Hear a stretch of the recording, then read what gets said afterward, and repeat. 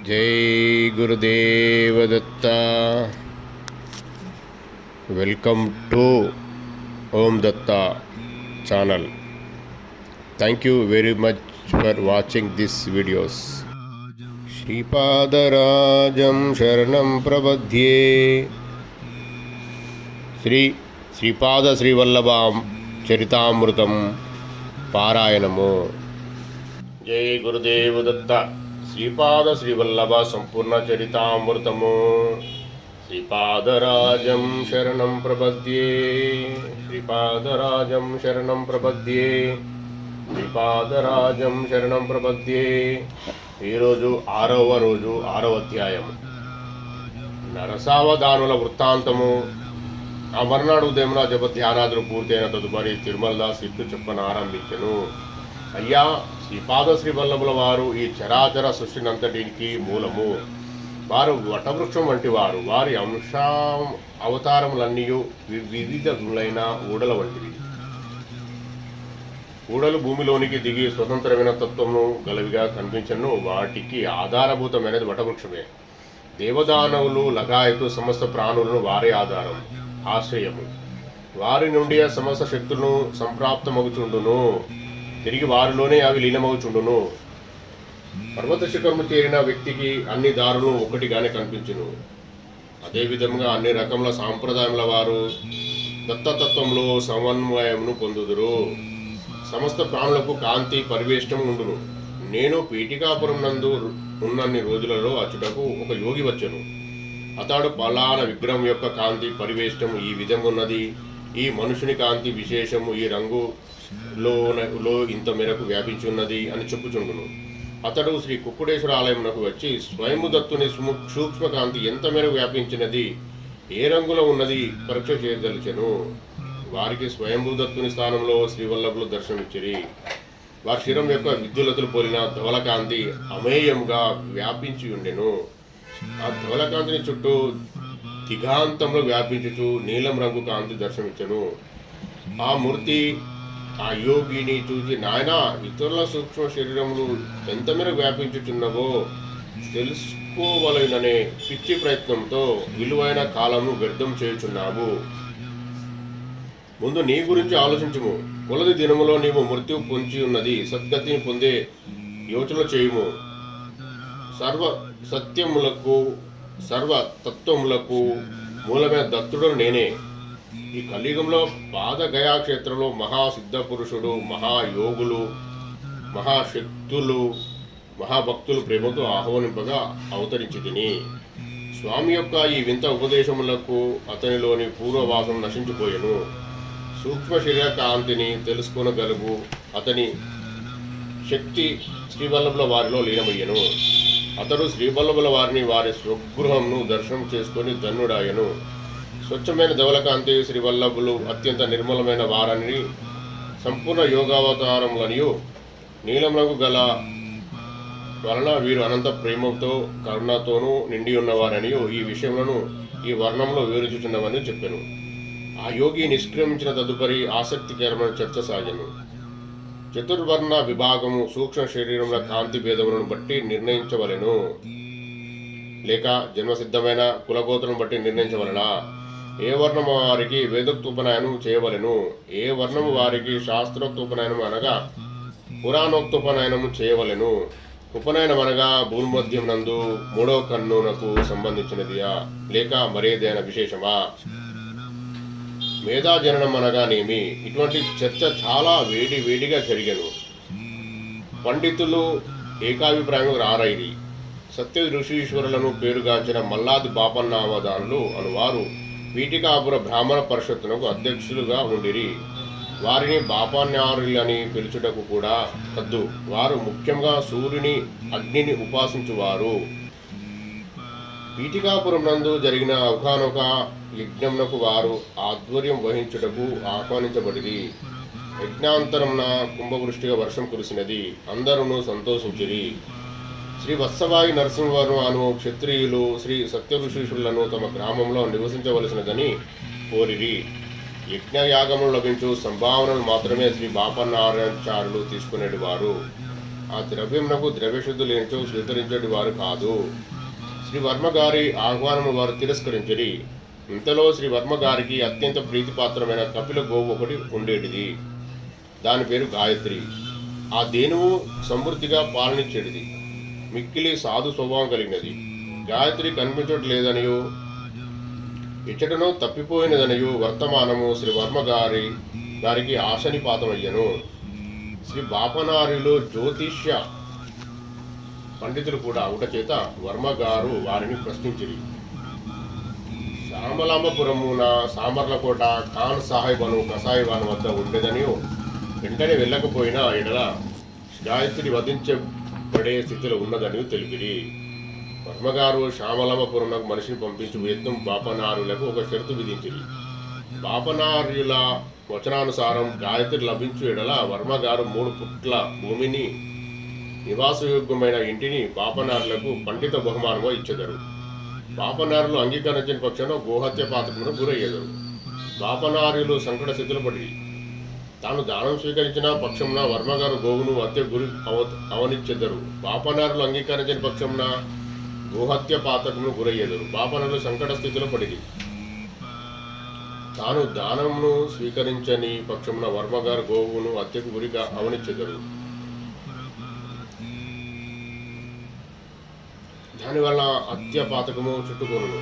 గోహత్యపాతం కంటే పండిత బహుమానము స్వీకరించడం మంచిదని తలపోసిరి. గాయత్రి రక్షించబడెను. పీఠికాపుర వాసుల అదృష్టం పండెను. శ్రీ బాపన్నావధానులు గారు 3 పుట్ల భూమికి యజమానులైరి. వారికి నివసించుటకు గృహవసతి కలిగెను. శ్రీ బాపనారులకు వెంకటావధానులు అను కుమారుడు సుమతి అను బాలికను జన్మించెను. ఆమె జాతకమునందు సర్వ విధములైన శుభలక్షణం ఉండుట చేత ఆమె నడిచినప్పుడు మహారాణిని తలపించు నడక వయ్యారం ఉండుట చేత సుమతి మహారాణి అని నామకరణం చేశాను. శ్రీ బాపనారుల కీర్తి ప్రతిష్టలు అనతి కాలంలోనే దశ దిశలా వ్యాపింపతొడగెను. గండికోట గృహనామమును కలిగిన అప్పల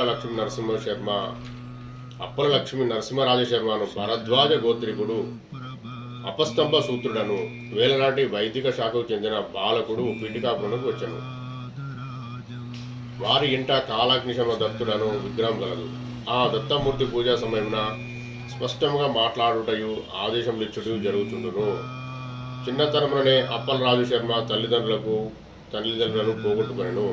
పూజా సమయమున కాలాగ్నిశమనుడు పీఠికాపురంకు పోయి భారతీయ గోత్రికుడును అపస్తంభ సూత్రుడును వేలనాటి వైదిక శాఖకు చెందిన మల్లాది బాపన్నవధానుల గారి వద్ద విద్యను పూర్తి చేయమని ఆదేశించాను.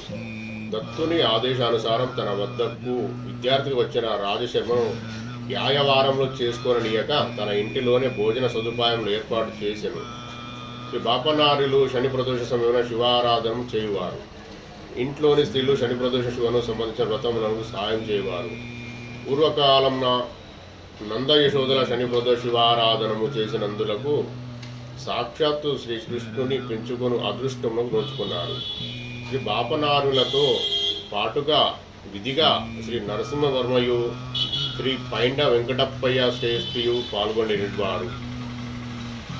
శ్రీ కుక్కుడేశ్వరు నుండి వెలువడిన వాణి సుమతి అప్పలరాజుల వివాహము. ఒక పర్యాయము శని ప్రదోష శివారాధన చేసిన తదుపరి శ్రీ కుక్కుడేశ్వర శివలింగం నుండి విద్యుత్ కాంతులు వెలువడసాగెను. ఒకనొక గంభీరమైన వాణి ఇట్లు పలికెను: నాయన బాపనార్య, నిస్సందేహంగా నీ కుమార్తె అయిన సుమతి మహారాణిని అప్పల రాజు శర్మకి వివాహమునరింపుము, లోక కళ్యాణము సిద్ధించును అని దత్తప్రభుని నిర్ణయము. ఆ మహానిర్ణయము మీరుట ఈ చరాచర సృష్టి నందలి ఏ వ్యక్తికి అధికారం లేదు. ఈ శ్రీవారి వెంకటప్పయ్య శ్రేష్ఠికిని నరసింహవర్మకును కూడా వినిపించారు. అందరూ ఆశ్చర్యచకితులైరి. గోదావరి మండలాంతర్గతమైన అయినవల్లి అనే గ్రామం నందు రాజశర్మ యొక్క జ్ఞాతులకు బంధువులకును వర్తమానం పంపబడెను. వివాహము నిర్ణయమాయెను. రాజశర్మ కనీసం గృహమైన లేకపోయినా పోవుట విచారించదగిన విషయంగా నుండెను. శ్రీ పైండ వెంకటప్పయ్య శ్రేష్ఠి తనకు చాలా గృహము కలవనియు అందుకు దానిని రాజశర్మకు ఇచ్చేదననియు రాజశర్మ దానం తీసుకుంటా అంగీకరింపబడనాయను. శ్రేష్ఠి రాజశర్మ బంధువులతో మాట్లాడి రాజశర్మకు పిత్రార్జితము లభించు గృహభాగమును వెలకట్టించెను. ఒక వరహ నిర్ణయింపబడెను. శ్రీ శ్రేష్ఠి యొక్క గృహమునకు వేళ కనీసం 12 వరహాలని నిర్ణయింపబడెను. తక్కువనున్న 11 వరహాల సొమ్ము ఇచ్చుటకు నా వద్ద పైకం లేదని రాజశర్మ చెప్పాను. అట్లయితే నేను గృహమును 1 వరాహం మాత్రమే అమ్ముచున్నానని శ్రేష్ఠి చెప్పాను. దానంగా తీసుకునడం మీకు అభ్యంతరమైన ఎడల 1 వరహం ఇచ్చి నా గృహం తీసుకొనమని శ్రేష్ఠి చెప్పాను. శ్రేష్ఠి చెప్పినది ధర్మసమ్మతమైన అందరూ అంగీకరించిరి. శ్రీ సుమతి మహారాణికి శ్రీ అప్పల లక్ష్మీ నరసింహరాజశర్మకు మహాపండితుల వేదోఘోష నడుమ మంగళ వాయిద్యములతో వైభవోపేతముగా పెళ్లి జరిగేది. శ్రీపాద శ్రీవల్లభ అవతారము అజ్ఞానమనేడు అంధకారము రూపుమాపకు వచ్చినది. ఆధ్యాత్మిక భౌతిక ప్రగతితో జీవులకు ఏర్పడిన కుంటితనము రూపుమాపడం వచ్చినది. అందువలన శ్రీ దత్తప్రభువులు కాలదేవతను కర్మదేవతను శాసించిరి. వారి శాసనం అనుసరించి అజ్ఞాన అంధకారము ప్రతిగా గుడ్డి బాలుడును, అప్రకృతిక ప్రగతికి సంబంధించిన కుంటితనమును ప్రతిగా కుంటి బాలుడును రాజశర్మకు సంతానంగా కలిగిరి. తమ 2 బిడ్డలు ఈ రకము వారలైనందులకు సుమతి రాజశర్మలకు ఎంతగానో ఖేదము నందిరి. అయినవిల్లిలో ప్రసిద్ధమైన విఘ్నేశ్వర ఆలయం కలదు. వారి బంధువులు ఒక పర్యాయం మహాప్రసాదంను పీఠికారునకు తీసుకొని వచ్చిరి. సుమతి రాజశర్మల ప్రసాదంను గైకొనిరి. ఆ రోజు రాత్రి సుమతి మహారాణికి స్వప్నం నందు ఐరావతారము దర్శనం అయినది. తదుపరి రోజులో శంఖము, చక్రము, గద, కమలము, త్రిశూలము, వివిధములైన దేవతలు, ఋషులు, సిద్ధులు, యోగులు మొదలైన వారు స్వప్నము దర్శనం చేయసాగిరి. మరికొన్ని రోజులైన తదుపరి జాగ్రత్తావస్థలోనే దివ్య దర్శనం గావించెను. కళ్ళు మూసినడలా తెర మీద బొమ్మల వల్ల దివ్య వర్చస్సులతో రకరకాల కాంతులతో తపసమాధులు ఉన్న యోగులు, మునులు మొదలగు వారు దర్శనమిచ్చుచుండిరి. దేవతలు జన్మించిన నక్షత్రములు సుమతి ప్రసవించబో నక్షత్రములకు గల సంబంధం. సుమతి మహారాణి తన తండ్రి అయిన బాపనార్యుని సాంప్రదించగా సర్వశుభ లక్షణములతో కూడిన మహాపురుష జననముని సూచించుచున్నవి అనిది. సుమతి మహారాణికి మేనమామ అయిన శ్రీధర పండితులు ఇట్లాంటివి: అమ్మా సుమతి, రవి యొక్క జన్మ నక్షత్రమున విశాఖకును శ్రీ రామావతారమునకు సంబంధం కలదు. కృత్తిక నక్షత్రం చంద్రుని జన్మ నక్షత్రం. దీనికి శ్రీ కృష్ణావతారమునకు సంబంధం కలదు. పూర్వాషాఢలో జన్మించిన అంగారకును శ్రీ లక్ష్మీ నరసింహ అవతారంకు సంబంధం కలదు. శ్రావణం నక్షత్రము జన్మించిన బుధునకును బుద్ధావతారం సంబంధం కలదు. పూర్వ పాల్గొని నక్షత్రంలో జన్మించిన గురువునకు విష్ణువాంశకు సంబంధము కలదు. పుష్యమి నక్షత్రంలో జన్మించిన శుక్రునకు భార్గవరాముని సంబంధం కలదు. రేవతి నక్షత్రంలో జన్మించిన శనికిని కూర్మావతారము సంబంధం కలదు. భరణి నక్షత్రంలో జన్మించిన రాహునకు వరావతారం సంబంధించిన సంబంధం కలదు. ఆశ్లేష నక్షత్రంలో జన్మించిన కేతువునకు మత్స్యావతారం సంబంధించిన సంబంధం కలదు. నీవు నన్ను ప్రశ్నించే సమయము దైవరహస్యముకు సంబంధించిన సమయము. కోటానుకోట్ల గ్రహములు, నక్షత్రములు, బ్రహ్మాండముల యొక్క స్థితిగతులను నిర్దేశించు దత్తప్రభువే జన్మించునా అని అనుమానంగా ఉన్నదనను.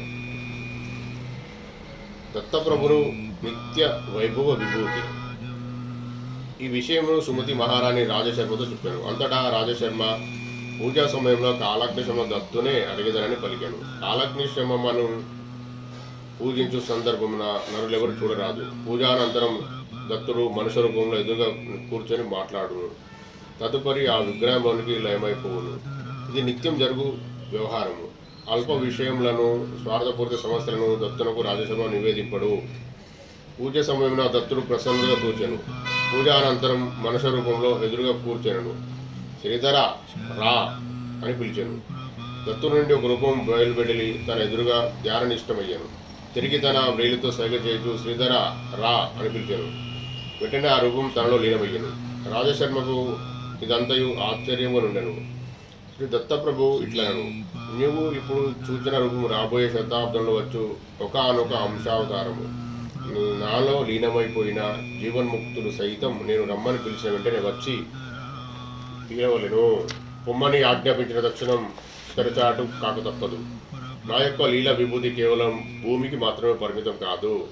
ఈ బ్రహ్మాండములన్నీ నా చేతిలోని ఆటబంతులు. నేను కాలితో ఒక్క తాపు తనిన ఎడల కోటాను కోట్ల యోజనలు పడవలసినదే. నేను జరణ మరణము అతీతుడను. ఇట్లనుచు రాజశర్మ భూమధును తాగెను.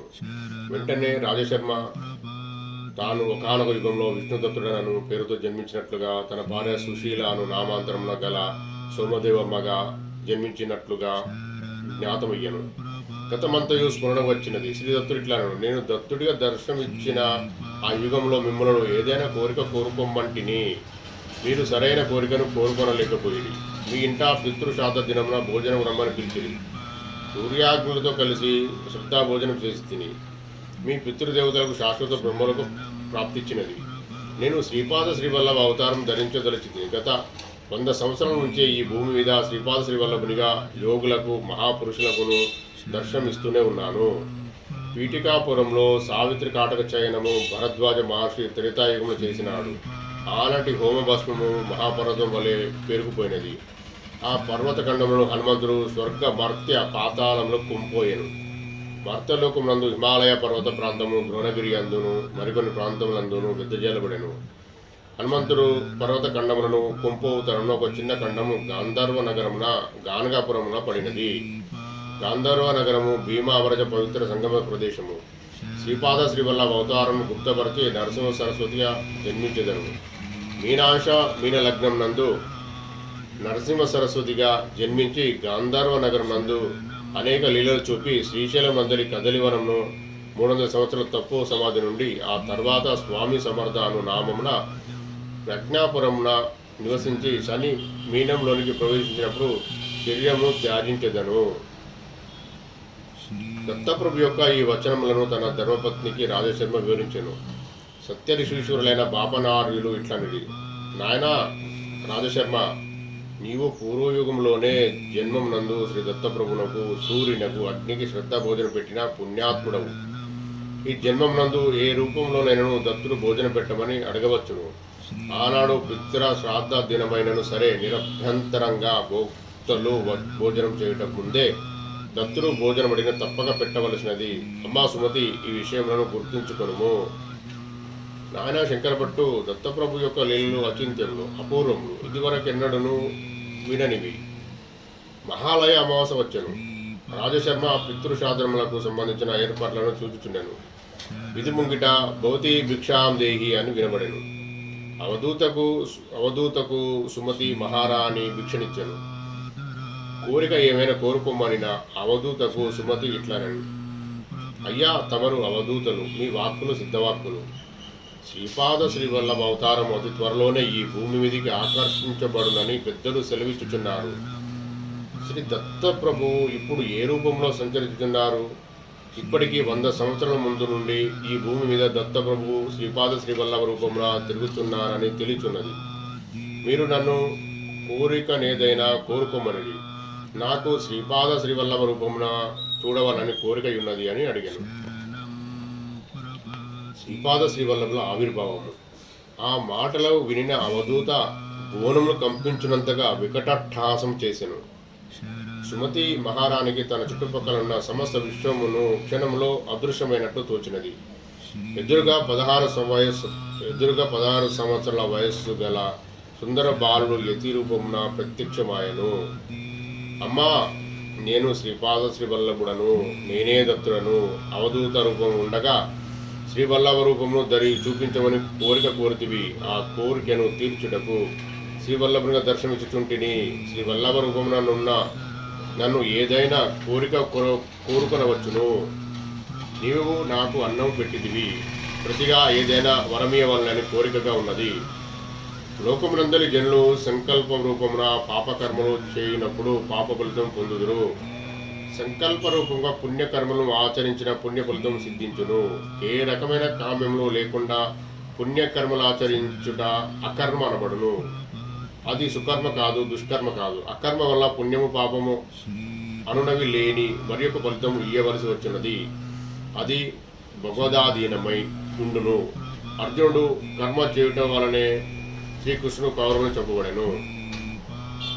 అట్లు చంపడం వలన పాపం రాదని భావము. కౌరవ సంహారము భగవన్ నిర్ణయము. మీ దంపతులు విశేషమైన అకర్మం చేసిరి, అందువల్ల లోకహితార్థమైన ఫలితం ఏదో ఒకటి కలుగజేయవలసి ఉన్నది.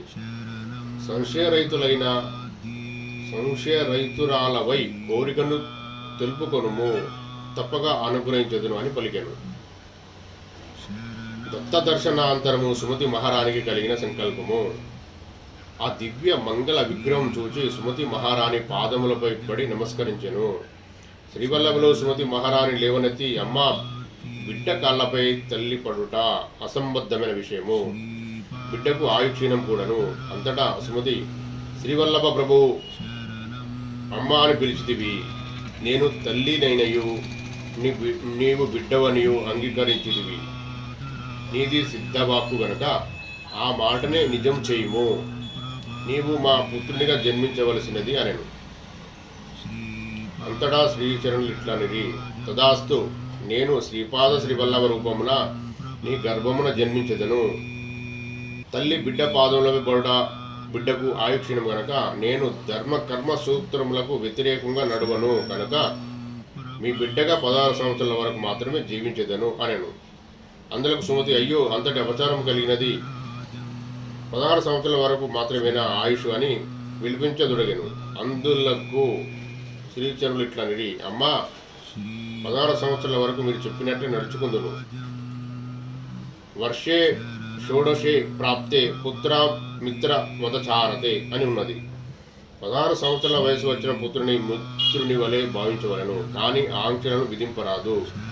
నన్ను వివాహం చేసుకునవలసినదని నిర్బంధించరాదు. నేను యథేచ్ఛగా వ్యవహరించడము అనుజ్ఞనీయవలను. నా సంకల్పమునకు వ్యతిరేకంగా నీవు నిర్బంధించిన నేను నీ ఇంట నుండువాడను కాను అని నేను నీ ఇంట నుండవాడను కాను అని పలికి వెంటనే వడివడిగా ప్రయాణమై వెడిలిపోయాను. సుమతి మహారాణి నోట మాట రాక కొంత దబ్బుదనక అట్లే ఉండెను. జరిగిన వృత్తాంతమును సుమతి తన భర్తకు వివరించెను. అంతటా అప్పలరాజు, సుమతి, విచారించకుము, శ్రీదత్తుడు ఈ ప్రకారం మన ఇంటికి భిక్షకు వచ్చునను విషయం మీ నాయన సూచనప్రాయంగా ఇంతకు ముందే తెలిపి ఉండెను. శ్రీదత్తుడు కరుణాసముద్రుడు, శ్రీవల్లభ జననము కానిమ్ము, తదుపరి మనము ఆలోచించుకొనవచ్చును అని పలికెను. అప్పలరాజు ఇంటికి అవధూత వచ్చనన్న వార్త ఊరంతయు ప్రాకెను. పితృదేవతలకు అత్యంత ప్రాముఖ్యమైన ఈ మహాలయ అమావాస్య రోజున బ్రాహ్మణుల భోజనం చేయక ముందే అవధూతకు భిక్ష ఇయ్యబడెను అని విషయం చర్చించబడుచుండెను. శ్రీ బాపన్నావధానుడు గారి ఇట్లనిది, శ్రీపాద శ్రీవల్లభ జననము అందరూ అనుకున్నదే, అవధూతకు సాష్టాంగ ప్రమాణం చేయట విహితమే. అందువలన సుమతి యొక్క దోషం ఏమీ లేదు. బిడ్డగా జన్మించినప్పుడు సాష్టాంగ పడట క్షీణకరము, కానీ అవధూత శోనం ఉన్నప్పుడు శాస్త్రం చేయడం తప్పు విషయం కాదు. పీఠికాపుర బ్రాహ్మణ్యము ఈర్ష్యను వహించి ఉండెను. అమావాస్య రోజున అందరూ పితృకార్యం నిమగ్నమై ఉండురు. భక్తుల యొక్క విషయము గడ్డు సమస్య అయ్యను. శ్రీ బాపనార్యులు ఆ మాత్రము అప్పలరాజు ఇంట ఎట్టి ఆటంకము కలగదని సెలవిచ్చెను. శ్రీ రాజశర్మ కాలజ్ఞేశంలో ధ్యానం నుండెను. ఇంతలో భక్తులుగా నుండుటకు 3 అతిథులు వచ్చారు. పితృకార్యం నిరాటకము సాగిపోయాను. నాయన శంకరభట్టు ఆ రోజు వైశ్యులకు వేదోక్త ఉపనయనం అధికారం ఉన్నదా లేదా అనే విషయం ప్రధాన చర్చనీయాంశమైనది. బ్రాహ్మణ పరిషత్తు సమావేశమైనది. బంగాళాదేశం నందరి నవద్వీపం నుండి ఆశుతోషుడను పండితుడు పాదగాయక్షేత్రను వచ్చెను. అతని వద్ద అత్యంత ప్రాచీనమైన నాడీ గ్రంథం ఉండెను. అతడు కూడా పండిత పరిషత్తునకు ఆహ్వానించబడెను. శ్రీ బాపనార్యులు ఇట్లు సెలవిచ్చిరి, నియమనిష్టల్లో బ్రాహ్మణులు, క్షత్రియులు, వైశ్యులు సమానంగానే ఉన్నారు. కావున వీరికి వేదోక్తోపనయనం ధర్మహితమే. తక్కువ గల వర్ణముల వారెవరైనా ఉపనయనం కోరిన ఎడల పురాణోక్తంగా చేయవచ్చును. జ్ఞానసిద్ధిని పొందుటకు కులము, లింగము, వయస్సు అనునవి ఆటంకములు కాదు. సిద్ధపురుషులలో వైశ్యములకు కూడా కలరని లాభాదుడను మహర్షి, వైశ్య మహర్షి దత్తానుగ్రహం వలన సిద్ధులయ్యననియు, లాభాద మహర్షి దయవలన ఎడల మానవుడు కూడా ప్రతి పని అందును లాభాదులు కలుగుననియు వ్యాఖ్యానించెను. ఈ విధముగా నిర్ణయము నరసావాదంలోని పండితునికి బాధాకరమయ్యాను. నరసావాదంలో పిడివాదం చేయడంలో నేర్పడి అతనికి బగలాముఖి దేవత ఉపాసన కలదు. ఆ దేవతను అతడు ప్రతిరోజు అర్చించును. వాదమునకు ముందు అతడు తన ముఖమును ప్రక్షాళన చేసుకొనును. తదుపరి బాగలాముఖి మంత్రము చదువుకొనును. అతడు తదుపరి వాదమునకు దిగును. ఆ సమయంలో అతను నిర్జించుట అసాధ్యము. శ్రీ బాపనార్యులు అనేక కోట్ల గాయత్రి మంత్రం జపించిన పుణ్యాత్ములు. వారిరువురును ఘర్షణోపేతమైన వాదములకు ఏనాడు దిగలేదు. నరసావధానంలో ముఖ ప్రక్షాళన చేసుకొని మంత్రము జపించుకొనెను. శ్రీపాద శ్రీవల్లభులు బహు చిన్న వయసు నుండి మాతామహులతో అత్యంత సాన్నిహిత్యం గలవాడు. అందువలన బ్రాహ్మణ పరిషత్తు సమావేశములప్పుడు కూడా తాతగారితో వచ్చుచుండెను. ముద్దులకు ఆ పసివాళ్ళను ఎవరు ఆటంకపరచువారు కాదు. ఈ రోజున నరసావధానులకు శ్రీవల్లభులు సభలో నుండా అయిష్టంగా నుండెను. మహాపండితుల సభకు పిల్లవాడు వచ్చుట నరసావధానులకు తప్పుగా తోచెను. బాగలా మంత్రం చదువుకొని వాదమును ఉపక్రమించుబోచు శ్రీపాదులను ఉద్దేశించి నీవేళ వచ్చిద్దామని అడిగాను. అందులకు శ్రీపాదులు, తాత పిలువని పేరంటమును వచ్చుట పాడి కాదు కదా, నీవు నన్ను విధి విధానంగా పిలిచిన కారణం వచ్చింది. నీవు కుమ్మరిని ఎడలపోయేదను, నాకేమి, నేను స్వేచ్ఛాజీవిని బాలకుడను అనెను. నరసావధానంలో శ్రీపాదుల వారిని పొమ్మని గర్జించిరి. శ్రీ రాజశర్మ తన కుమార్ని తీసుకొని వెడిలిపోయాను. వాదమునకు ఉపక్రమించిపోయిన నరసావధానులకు వాక్కు రాదాయను. అతడు నోరెంత పెకిలించినను నోటమాట రాకపోయాను. ఇదంతయును గమనించుచున్న ఆశుతోషుడు సంబరంగా నవ్వాను. సభలో శ్రీ బాపనారుల మాట చెల్లెను. వైశ్యులకు వేదోక్తోపనయనము నిర్ణయించబడెను.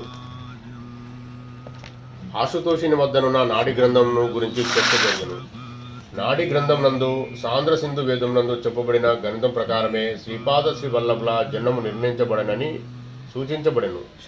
శ్రీపాదులు గణేష చతుర్దశి నాడు ఉషాకాలంలో సింహలగ్నం నందు చిత్తా నక్షత్రం తులారాశిలో జన్మించినట్లు నిర్ణయించబడినది. శ్రీపాదుల వారి గురించి చెప్పిన దానిలో శ్రీవారు శ్రీ దత్తావతారులనియు చరణములందు సర్వ శుభలక్షణం కలిగి ఉన్నట్టుగా శ్రీపాద శ్రీవల్లభ నామము సార్థక నామధేయమనియు వారి జన్మకుండల్ని ఎవరికి ఇయ్యరాదనియు అది కాలవశమున త్రిపుర దేశం నందలి అక్షయ కుమారుడను జైనమతస్థుని వంశీకుల నుండి శ్రీ పీఠికాపురణకు చేరుననియు అదంతయును దైవలీల ప్రకారం జరుగుననియో తెలుపబడెను. ఆశుతోషుడు శ్రీపాద శ్రీవల్లభుల దర్శనకు వారి గృహంలో పోయాను. శ్రీవల్లభులు ఇట్లా నిరుగు, ఈరోజు చిత్తా నక్షత్రము నా జన్మ నక్షత్రం. నాడు ఎవరైనా నన్ను ఆరాధించిన నేను అయ్యేదను. నేను నిష్కల్మష భక్తితో వచ్చి తిని కనుక అనుగ్రహించుచున్నాను. నీవు నిష్కల్మష భక్తితో వచ్చిది కనుక అనుగ్రహించుచున్నాను. నీకేమి కావాలని కోరుకోమనను. అంతటా ఆశుతోషుడు, ప్రభు, నరసావధానులు బగలాముఖి ఆరాధకులని తెలిసినది. వారిని ఆశ్రయించి అంబికను దర్శింపవలని తలచెతిని. నా కోరిక అడియాసయ్యను. వారి యందు అంబిక కినుకు వహించినదని నేను గ్రహించితిని. అన్నంతలో శ్రీపాదులు ఇట్లా అన్నారు, అతడు ఆరాధించిన అంబికను నేనే. నన్ను పొమ్మని చెప్పినంతనే అచటి వరకు నరసావధాను సూక్ష్మ శరీరమును అంటిపెట్టుకుని ఉన్న అంబిక నాలో లీనమయ్యాను. నేను సర్వదేవి దేవతా స్వరూపుడను. అంబిక దర్శన భాగ్యం పొందుము అని శ్రీ బాగలాంబిక దర్శనమిచ్చాను. సంతుష్టుడైన ఆశుతోషుడు శ్రీచరణు ఆదేశం మేరకు పెంచల కోన నెల్లూరు జిల్లా అరణ్యం నందలి కన్వ మహర్షి తపోభూమికి ప్రయాణమయ్యాను. కన్వ మహర్షికి సంబంధించిన వాజసనేయ శాఖలో మహారాష్ట్ర దేశం తిరిగి అవతరించదవని తెలిపాను. తిరిగి నేను అవతరించినప్పుడు నిన్ను అనుగ్రహించదను. నా ముఖ్య శిష్యులను ఒకడవుగా నువ్వు ఉందువు. నా యొక్క అద్భుత లీలను కనులారా గాంచెదవు. వెంటనే ప్రయాణం కమ్మని హెచ్చరించాను. శ్రీపాద జన్మ సమయంలో గోచరించిన అద్భుత దృశ్యములు అంతటా నేను ఇట్లాంటిది. అయ్యా, శ్రీపాదుల లీలలు మరికొన్నిటి మీరు కనులారా గాంచిన వారిని తెలిపి నన్ను ధనులు చేయడు. అయ్యా శంకరభట్టు, నరసావధానుడు గారికి బాపానారులపై కోపం వచ్చాను. ఏదో ఒక రీతిని అవమానింపదలిచెను. తనకు బగలాముఖి దేవత అనుగ్రహం లేకుండా పోవుటకు బాపనారులే కారణమని తలపోసాను. ఏదో తాంత్రిక ప్రయోగం బాపనారులు తన మంత్రసిద్ధిని హరించనని ప్రచారం చేయసాగాను. నాడి గ్రంథం నందలి శ్రీపాద శ్రీవల్ల అవతారం గురించిన వివరములు అతనిని మరింత బాధింపసాగాను. నాడి గ్రంథములు విశ్వసనీయములు కావనియు మత్స్య బుక్కు అయిన మంగళి బ్రాహ్మణులకు బాపనారులు అన్నం పెట్టుట అనాచారమనియు వాదింపసాగాను. మనుష్యమాత్రుడు ఎవడును పూర్ణ బ్రహ్మము యొక్క అవతారం కాజాలడనియు పశుపాలుడైన శ్రీపాదుడు సర్వాంతరామితత్వము, సర్వజ్ఞతత్వము, సర్వశక్తితత్వము కలిగిన దత్తప్రభు కాజాలడనియు వాదించసాగాను. శ్రీపాదుల వారు అత్యంత పశుప్రాయం నుండి ప్రణవను ఉచ్చరించుటయో ఉయ్యాలలో పశుపాలుడుగా ఉన్నప్పుడు కూడా సంస్కృత భాషలో శాస్త్ర ప్రసంగం చేయగలుగుటయు వైష్ణవ్ తగ్గని అసాధారణ ప్రజ్ఞాపాఠము ప్రదర్శించుట, వేద పండితుడైన బ్రాహ్మణుడు అశరీరిగా ఉండి ఈ బాలుని శరీరం ఆసరగా చేసుకొని మాట్లాడుచుండెనని ప్రచారం చేయదొడిగను. శ్రీ కుక్కుటేశ్వరాలయమునందలి స్వయము దత్తుడే నిజమైన వరప్రదాత అనియు బాలుని దత్తస్వరూపులుగా భావించుట తప్పనియు ప్రచారం చేయదొడిగెను. శ్రీపాద శ్రీవల్లులో జన్మించినప్పుడు 3 తలల నాగుపాము 18 రోజుల పాటు వారిని ఎక్కడ పరుండబెట్టెను పడగ పట్టుకొని చుండేటిది. వారు మాతృగర్భం నుండి జ్యోతి స్వరూపంగా వెలువడిది. పుట్టిన ఉత్తర క్షణమునే సుమతి మహారాణి సొమ్మసిల్లిపోయెను. పురిటి గదిలో నుండి మంగళ వాయిద్యంలో వినబడుచుండెను. కొంతసేపటికి అదృశ్యవాణి ఒకటి పురిటి గది నుండి అందరూ బయటికి పొమ్మని హెచ్చరించింది. శ్రీపాదుల వారి సన్నిధికి 4 వేదములు, 18 పురాణాలు, మహాపురుషులు జ్యోతి రూపులై ఏతించి పవిత్ర వేద మంత్రములు బయటికి వినబడుచుండెను. కొంతకాలం గడిచిన తదుపరి నిశ్శబ్దం ఆవరించెను. అప్పుడు మాత్రమే పురిటి గదిలోనికి ఇతరులు రాగలిగిరి. ఈ అద్భుత సంఘటన బాపానారులకు కూడా అగమ్య గోచరంగాను అయోమయంగాను ఉండెను. శ్రీపాదుని బాల్యలీలలు. శ్రీపాదులు జన్మించి 1 సంవత్సరం పూర్తి కావచ్చుచుండెను. నెలల బాలుడిగా ఉన్నప్పుడు కూడా వారు తాతగారైన బాపానారులతో పండిత పరిషత్తు సమావేశంకు హాజరగుచుండేటివారు. నరసావధానులు తన ఇంటిలో తోటకూరను పెంచుచుండేటివారు. వారి ఇంట నుండేటి తోటకూర అత్యంత రుచికరమైనదిగా ప్రతీతి. వారు ఎంత అరచి గీపెట్టినను ఆ తోటకూరను ఎవరికి ఇచ్చేటివారు కాదు. ఎవరి నుండి ఆయనను తనకు విశేష ప్రతిఫలం ఉన్నదని తోచిన ఎడల తోటకూరను ఇచ్చేటివారు. శ్రీపాదులు తన తల్లికి తోటకూర వండి పెట్టమని కోరెను. అది కూడా నరసావధానులు గారి నుండి తెమ్మనెను. ఇది కష్టసాధ్యమైన విషయము. శ్రీచరణు నెల్ల బాలుని ఉన్నప్పుడు కూడా స్వేచ్ఛగా నడిచి వెళ్ళుటయు, శాస్త్ర ప్రసంగములను చేయుటయు, చిత్ర విచిత్రమైన లీలను చేయుటయు జరుగుచుండేటిది. పీఠికాపురవాసులు ఎవరో మహాపండితుడు మరణించిన తదుపరి ఈ బాలునోకి ప్రవేశించి ఈ రకములైన పనులు చేయుచుండేనని బాలునికి తగిన వైద్యం చేయించక బాపనారీలు రాజశర్మ దత్తావతారమని తప్పుగా భావించుచున్నారనియు ఇది అంగీకారయోగ్యం కాని విషయమని తలపోయుచుండిరి. పీఠికాపురంన పాదగాయ క్షేత్రంగా ఉన్న కారణంన పితృదేవతలకు ప్రధానమైన క్షేత్రము గనుక పీఠికాపురంలో విగతాత్మలతో సంభాషించగల తంత్రవేత్తలు ఉండుట వలనయు ఈ రకమైన వాదములకు బలం చేకూరుచుండెను. నేను మల్యాదుపురం నుండి వచ్చిన కారణంన శ్రీ బాపనారుల వారి ఇంట్లోనే దుస్తులను, శ్రీ రాజశర్మ గారి ఇంట్లోని దుస్తులను ఉతుకుచుండేటి వాడను. నరసావధానులు గారింటి బట్టలు ఉతుకు చాకలి వృద్ధుడే మరణించెను. వారికి ఒకడే కుమారుడు. కోకనాథమని పిలువబడు వాయసపుర అగ్రహారం కాకినాడనకు అతడు వలసపోయాడు. అందువలన నరసావధానులు గారింటి బట్టలు ఉతుకుటకు నన్ను నియమించింది. చిన్నతనం నుండి బాపనారుల కుటుంబంతో సాన్నిహిత్యం వల్ల నేను కొంత శుభేచ్ఛ కలిగిన వాడుగా మార్పు నొంది తిని నాలో ఆధ్యాత్మిక జ్యోతి వెలుగసాగాను. నరసావధానులు గారి బట్టలు నేను స్వయం ఉతకక నా పెద్ద కుమారుడైన రవిదాసుకు ఉతకమని చెప్పి తిని. ఏ రోజైనా నేను నరసావధానులు గారిని చూచిన ఎడలా నా కడుపులో వికారం జనించి అన్నం కూడా తినలేని పరిస్థితి వచ్చుచుండేది. శుభేచ్ఛ కలిగిన కుటుంబం వారి బట్టలు మాత్రమే ఉతకగలుగుతుంటుంది. తిరుమలదాసుపై శ్రీపాద శ్రీవల్లభుల దివ్యానుగ్రహము. రవిదాసు నా పెద్ద కుమారుడు, మొదటి భార్య కొడుకు. నరసావధానులు గారి బట్టలను నేను ఉతకకుండా రవిదాసు చేత ఉతికించేటివాడను. ఈ విషయం ఎట్లో నరసావధానులు గారికి తెలిసినది. వారు తమ బట్టలను నన్నే ఉతకమని శాసించింది. పెద్దల శాసనం శిరోధార్యం కదా. నేను శ్రీపాదుల నామస్మరణ చేయించు వారి బట్టలను ఉతికి తిని రవిదాసు వాటిని వారి ఇంటికి తీసుకుని వెళ్ళాను. అదేమి చిత్రమో ఆ ఇంటిలోని వారికి ఎవరికి ఏమి కాలేదు. కానీ నరసావధానులు గారికి మాత్రము నేను ఉతికిన బట్టలను ధరించినంతనే ఒళ్ళంతయు తేళ్ళు జర్రులు పాకినట్లుండెను. ఆయన శరీరం నిప్పుల మీద పెట్టినంత బాధ కలుగుచుండెను. అది మానవులు వస్త్రం కాక అగ్నివస్త్రముగా ఉండెను.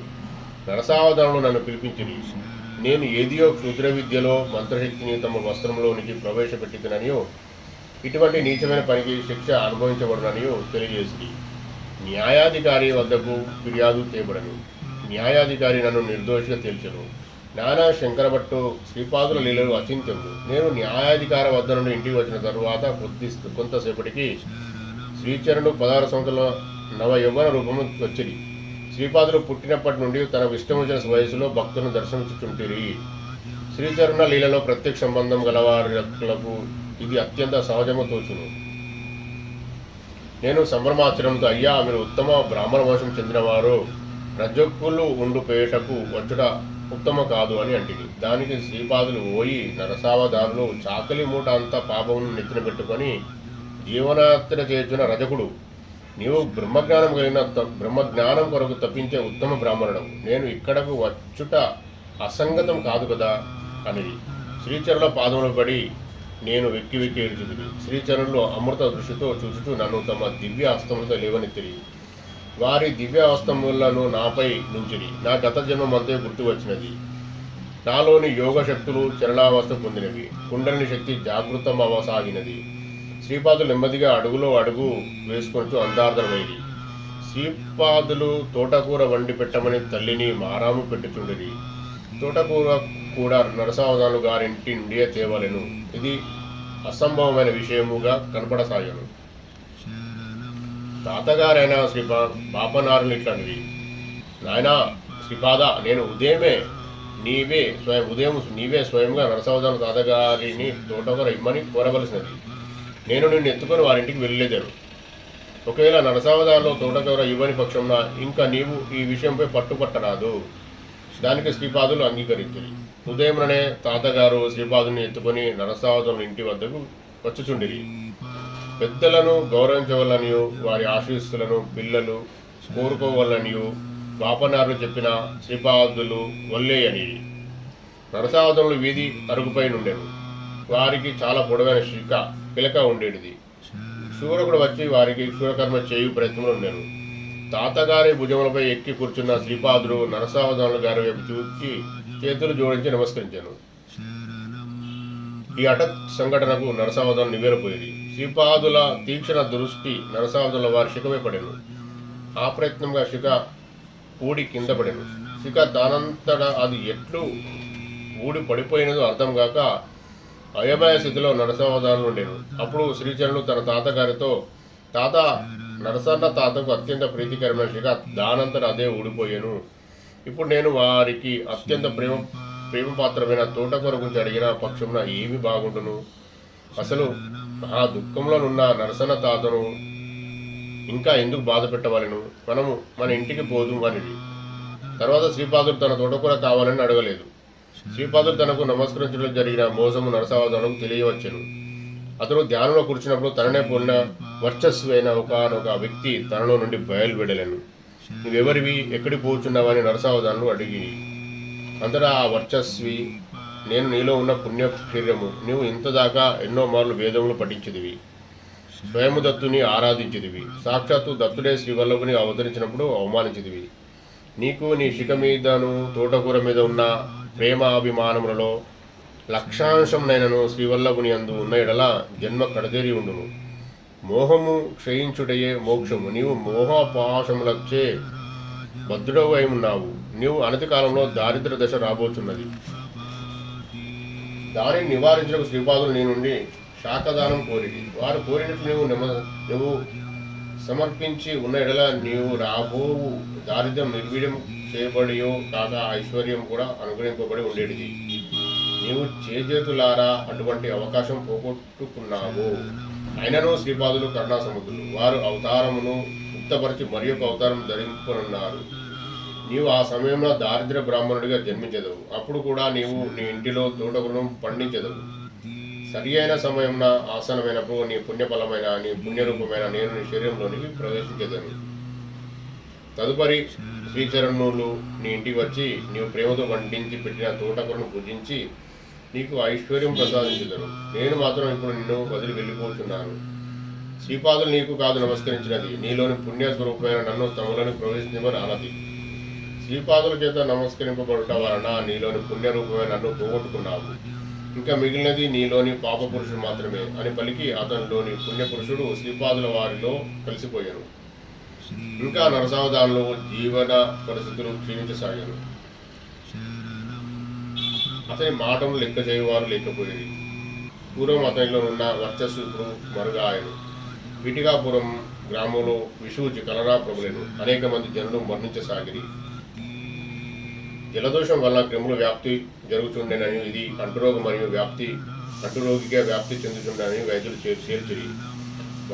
భయవిహులైన జనులు ఈ మహమ్మారి నుండి తమను రక్షించవలసినదనియు జనహితాదం శాస్త్రంలో చెప్పబడిన ఉపాయం అన్వేషించి సత్వరమే తగు చర్యలు గైకొనవలసినదనియు బాపనారులను ప్రార్థించింది. బాపనారులు అంతర్దృష్టితో అవలోకించి ఇది జలదోషం వల్ల కాదని, వాయుమండలం నందలి కాలుష్యం వలన అని తెలుసుకుంది.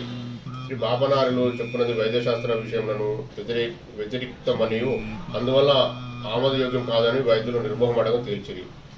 గ్రామదేవతకు రకరకాల జంతుబళ్ళు వివిధములైన పూజలను జనులు చేయసాగిరి. తాంత్రికులు జంతుబళ్ళు విశ్వాసించెదరు.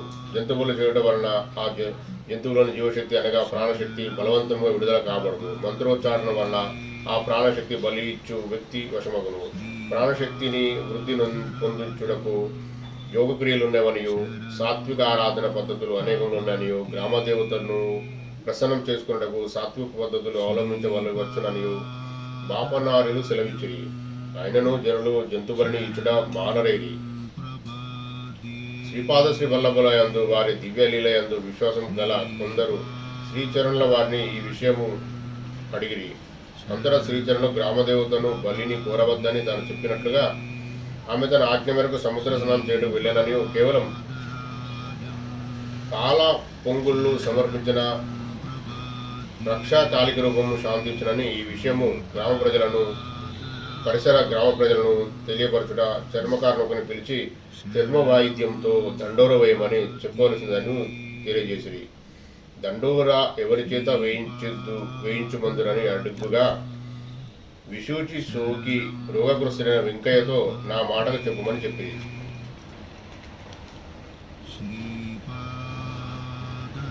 శ్రీవల్లభుల వారి విశ్వాసులు వెంకయ్య వద్దకు పోయి, వెంకయ్య మరణావస్థ స్థితిలో ఉండెను. శ్రీచరుల వారి ఆజ్ఞం తెలుపగా అతడు మూర్ఛలేడు. ఒక గడియ సేపటికి ప్రకృతుడై సంపూర్ణ ఆరోగ్యవంతుడయ్యాడు. ఈ వార్త పీఠికాపురంలో బహుదా చర్చనీయాంశమయ్యాను. వెంకయ్య చేత దండోర వేయించబడెను. శ్రీ బాపనారులు జలంతో నిండిన పెద్ద పాత్రను తన సన్నిధి ఉంచమని చెప్పిరి. విషక్రమలను సంహరించడానికి తగిన మంత్రం ఉచ్చరించి టపటపమని శబ్దం చేయించు ఆ విషక్రములు వాయుమండలం నుండి వచ్చి జలపాత్రలో పడినవి. వాయుమండలం అందరి కాలుష్యం హరించబడెను. విశూచి మహమ్మారి పీఠికాపురం విడిపోయాను. శ్రీపాదుల వారి జన్మదినం గణేష చతుర్దశి నాడు సతీ సమేతంగా రాజశర్మ శ్రీచరణులను తీసుకుని బాపనారుల ఇంటికి వెళ్ళాను. శ్రీ బాపనారులు శ్రీ వల్లభుల వారి పాద పద్మను పరిశీలించి శుభలక్షణములను దర్శించ ప్రయత్నించేప్పుడల్లా వారి కళ్ళకు మిరమిట్లు గొలుపు కాంతులు మాత్రమే దర్శనం ఇచ్చుచుండెను. శ్రీ మహావిష్ణుకున్న శుభలక్షణములను వారు దర్శించలేకపోయేటివారు. ఇది వారికి ఆశ్చర్యకరములు ఉండేది. ఆ రోజు ఉషాకాలంలో బియ్యమును దంచిన తౌడు నందు దివ్య పాదముద్రలను చూసిన తన కుమార్తె అయిన సుమతిని పిలిచి, అమ్మ, ఈ మార్గంలో ఎవరు వెళ్ళినారని అడిగారు. ఇంకెవరు నాన్న, నీ ముద్ర మనవడే ఇటు వెళ్ళినాడు అని సుమతి సమాధానం చెప్పారు. ఆ కాలిముద్రలో సుమతి సుమారు 16 సంవత్సరాల బాలులు కాలిముద్రగా తోచాను. తాతగారు శ్రీవల్లభుని తన ఒడిలో తీసుకొని శ్రీచరణం ప్రశ్నించేది. ఇదివరకు కనులకు మినవిటు గొలుపు కాంతులు ఇప్పుడు కానరాలేదు. సుస్పష్టంగా స్వయంగా దత్తావతారమని సూచించే శుభలక్షణములు వారికి దర్శనమీయమాయను. దివ్య శ్రీచరణమును ముద్దాడి శ్రీబలుడు సాక్షాత్తు దత్తప్రభుని నిర్ణయించుకున్నాడు. అప్పుడు వారి నోట వెంట అప్రయత్న కొన్ని పదములు ఉచ్చరించబడినవి. వాటిని ఛందోబద్ధత కానీ వ్యాకరణ దోషరహిత్యం కానీ ఉండనవసరం లేదు. శ్రీపాదులు మౌనంగా తాతగారి కళ్ళ వెంట నీరు కారిన కన్నీరును తూర్చెను. కొంతసేపటి వారు ఇట్లాంటి, తాత, నీవు శ్రీశైలం నందు సూర్యమండలం నుండి శక్తిపాతం చేసి మల్లికార్జున శివలింగంలోనికి ఆకర్షించివి. అదే సమయంలో సూర్యమండలం నుండి శక్తి గోకర్ణం నందలి మహాబలేశ్వరంలోనికి పాదగాయ క్షేత్రంలోని స్వయందత్వంలోనికి ఆకర్షించబడినది. నేను గోకర్ణ క్షేత్రం మరింత శక్తివంతం చేయదలిచితిని. జీవులకు సంబంధించిన అనిష్ట స్పందన వలన అది తనలోనికి లయం చేసుకుని ఆశ్రితులకు శుభ స్పందనను అందింపజేయుట నా సంకల్పము. అది పరమేశ్వరుని ఆత్మలింగం. అదేవిధంగా దర్శమాత్రమునే ముక్తిని ప్రసాదించు శ్రీశైల మల్లికార్జున లింగము కూడా శక్తివంతం చేయదలిచితిని. నీవు సత్య ఋషివి. ఇతి రూపంలో ఉన్న నాకు అమ్మ పాద నమస్కారం చేయడం వల్ల నేను అల్పాయుష్కుడు కాజాలనని తీర్మానించింది. శ్రీపాద శ్రీ వల్లభ రూపంలో నాకు అమ్మ పాద నమస్కారం చేయడం వలన నేను అల్పాయుష్కుడయ్యదని నేను వక్కానించింది. మన ఇద్దరి వాక్కులకు వ్యాఘాతం కలగకుండా నేను 16 సంవత్సరాల పర్యాంతం మాత్రమే మీ ఇంట నుండదలిచిదిని. సంసార బంధం నుండి విముక్తి పొందుగోరు ముముక్షులను అనుగ్రహించవలెను. నేను చిరంజీవిగా నుండవలన్నది నీ సంకల్పం కనుక దాన్ని తప్పక తీర్చెదను. శ్రీపాద శ్రీ వల్లభ నామమున వ్యవహరించు ఈ దివ్యమంగళ స్వరూపము గుప్తంగా గావింపబడును. నరసింహ సరస్వతిగా అవతరించినను శ్రీవల్లభ రూపము మాత్రం నిత్య సత్య రూపంగా నిలిచి ఉండును. నరసింహ సరస్వతినై అవతరించి శ్రీశైలమున కదలివనం నందు 300 సంవత్సరంలో తపమాచరించి ప్రజ్ఞాపురమున స్వామి సమర్థుడనై అతడున్న వటవృక్షంలో నా యొక్క ప్రాణశక్తిని ప్రవేశపెట్టి శ్రీశైలం మల్లికార్జున శివలింగం నందు విలీనమయ్యేదను. పాపనార్లకు ఇదంతయు ఆశ్చర్యముగాను అద్భుతంగాను తోచెను. తాతగారి ఇంట గణేష్ చతుర్దశి నాడు శ్రీపాదుల ప్రథమ జన్మదినము మహావైభవపేతంగా జరిగను. పీఠికాపురంలో ఆ రోజు మరొక వింత జరిగను. ఉషాకాలంలో నరసావధానులు గారును పూజారియు మరికొందరు ఉప్పుడేశ్వర ఆలయ సందర్శనకు వెళ్ళినప్పుడు అతడ స్వయముదత్తుని విగ్రహం లేదు. విగ్రహం మాయమైన విషయము ఊరంతయు దావానంలో వలె వ్యాపించెను. నరసావధానులయందు ఈర్షగలిగిన తాంత్రికుడు ఒకడు విగ్రహం మాయమగుట నరసావధానులు పని అనియు నరసావధానులు క్షుద్ర విద్యను ఉపాసించు చుండెడనియు అతడే ఈ విగ్రహము మాయ చేసిననియు ప్రచారం చేయగలిగాను. అంతటా పిఠాపుర బ్రాహ్మణ్యము నరసావధానుల ఇంటిని క్షుణ్ణము పరిశీలన చేయవాలని తీర్మానించింది. పాపనారులు ఈ విషయం ప్రశ్నించగా నిజము నిలకడ మీద కానీ తేలదనియు ప్రస్తుతం మౌనంగా ఉండట భావ్యమని తాను తలుచుతున్నానని సమయం వచ్చినప్పుడు మాట్లాడదనని తెలియజేశాను. నరసావధానుల ఇంటిలో తవ్వకములను జరపగా మానవ కపాలను క్షుద్ర విద్యలకు సంబంధించిన కొన్ని వస్తువులు బయలుపడేను. నరసావధానులు నిర్దోష అయినను అతడు క్షుద్ర విద్య ఉపాసకుడని ముద్రపడాను. రోజు రోజుకు అతని ఆరోగ్యం క్షీణించుచుండెను.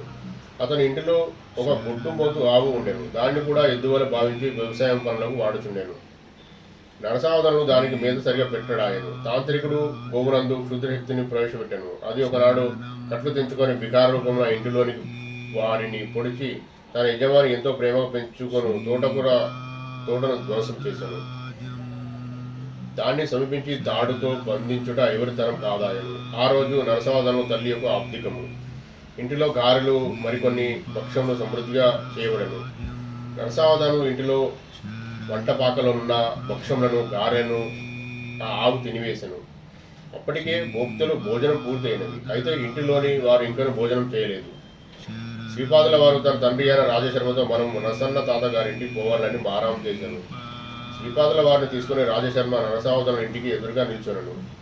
ఇంతలో అవధానులు వారి గోవు బయటకు వచ్చాను. శ్రీపాదుల వారు తన తండ్రిని తనను క్రిందకు దింపమని ఆ గోవు శ్రీపాదుల వారి చుట్టూ 3 ప్రదక్షిణం చేశాను. తదుపరి శ్రీచరణములకు ప్రణామం వెళ్ళి ప్రాణం విడిచాను. పీఠికాపురం నందలి జనులు ఈ సంఘటన రకరకాలుగా వ్యాఖ్యానించిరి. నరసావధానుల ఇంట చేయబడిన గారెల్లో విషము పొరపాటున చేరినదనియు భోక్తుల అదృష్టం వలన వారు రక్షించబడినారనియు అయితే గోవు మాత్రం విష ప్రభావం మరణించదనియు నరసావధానులకు గోహత్యపాతం కూడా తగులుకొండనియు వ్యాఖ్యానించసాగిరి. ఇటువంటి వాక్యాలు నరసావధానులకు చాలా బాధను కలిగించుచుండెను.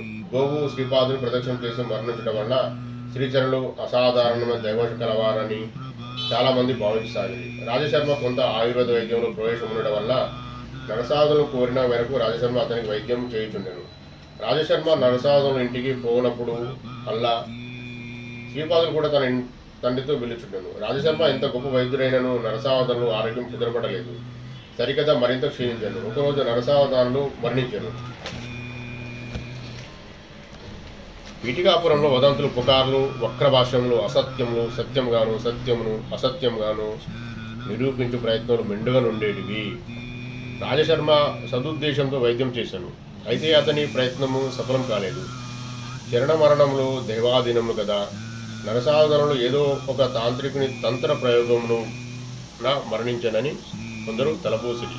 మరికొందరు నరసావధానులు వారి యందు ద్వేషం కొలిది రాజశర్మ అతనికి సరి అయిన వైద్యం చేయలేదనియు మరియొక వైద్యునితో వైద్యం చేయించిన బ్రతికి ఉండేననియు తలపూసిరి. మరికొందరు శ్రీపాద శ్రీవల్లభులు దత్తావతారమని భావించిన అవివేకమనియు ప్రతిరోజు శ్రీవల్లభులు నరసావధానులు ఇంటికి వెళ్ళుచున్నను మరణించడం అనివార్యమగుట వల్ల శ్రీపాదుడు కూడా సాధారణ బాలకుడే అని భావించుడి.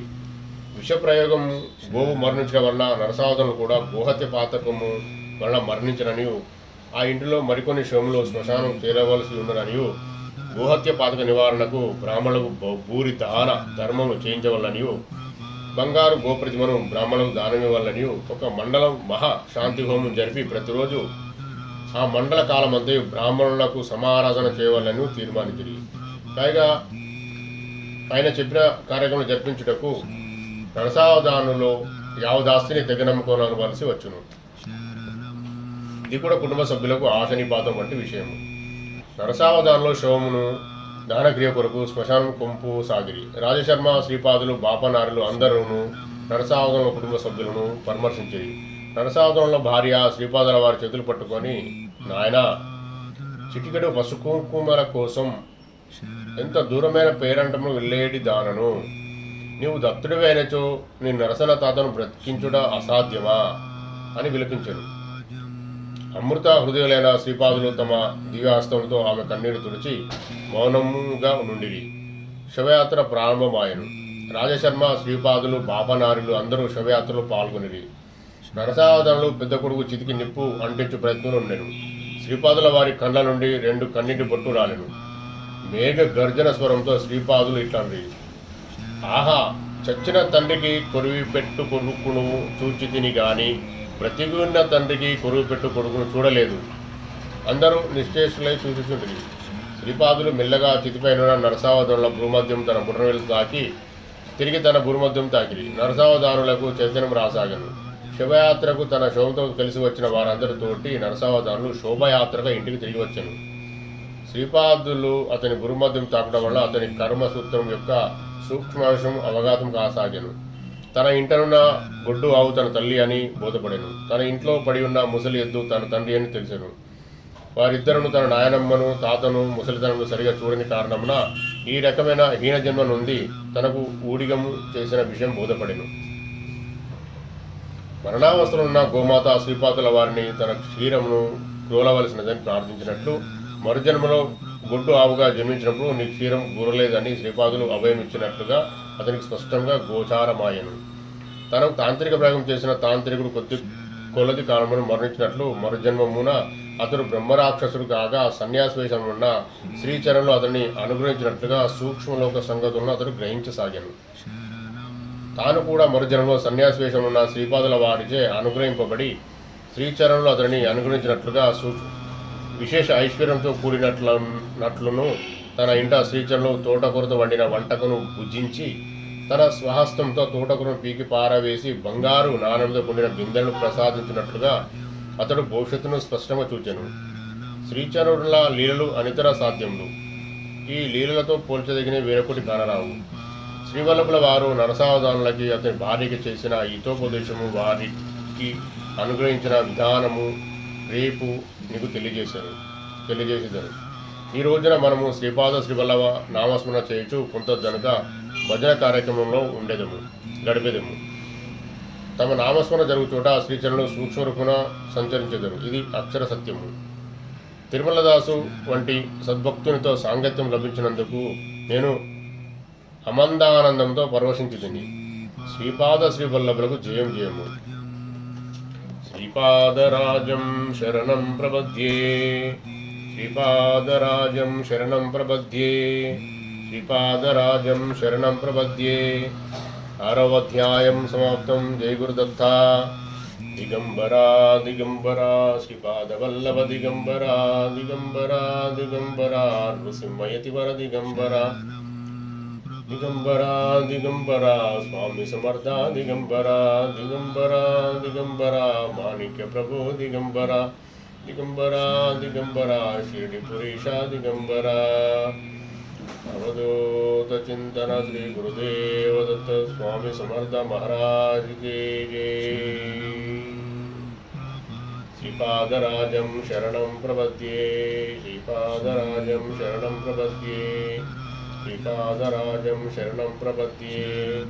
ఓం శాంతి శాంతి శాంతి. If you like this video, please like, share, subscribe. Thank you very much for watch this video.